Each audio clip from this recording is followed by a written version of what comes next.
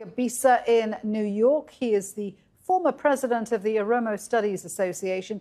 Good to have you with us. So the loss of Mekele is a significant setback for the Ethiopian government. What does this mean for Prime Minister Abiy Ahmed? Thank you very much. It sounds like this is going to be a game changer in the political uncertainty of the country.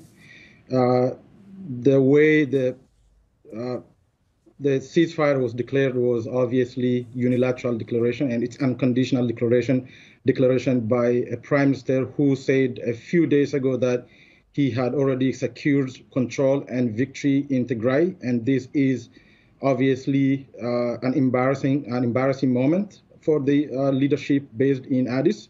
At the same time, this also brings a serious uncertainty about what's going to be taking place in the country. There are so many questions than answer at the moment. The role of the rebel forces are going to be limited to the regional territory, or are they going to be advancing to a different border? So there are so many questions at the moment.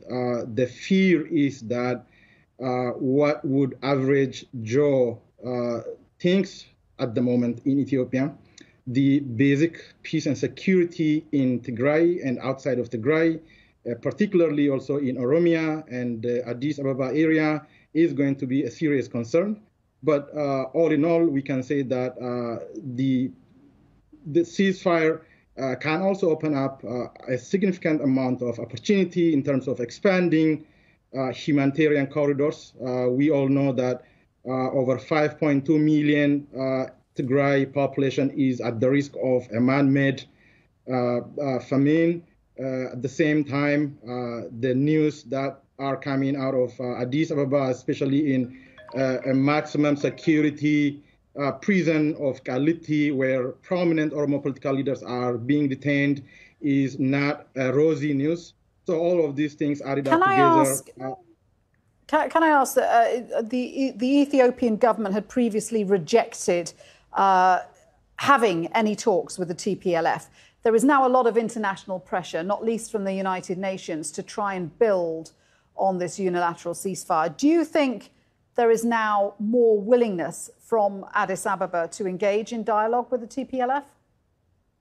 In fact, that's true. I probably might go beyond that and say that this unilateral ceasefire declaration is some kind of retreating decisions.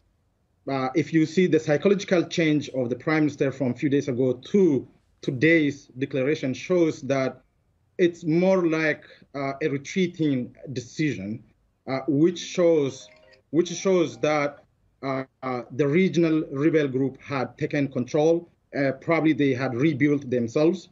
And the surprising fact is that the ceasefire request first came from the interim administration of the Tigray region, which is the extended branch of Abiy Ahmed himself.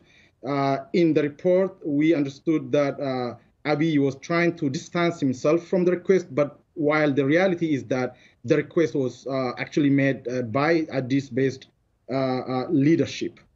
So what does this say about the political uncertainty in the country? Is going to be a major task for international community and for all political actors in the country and in the region. Henok Ga in New York, thank you.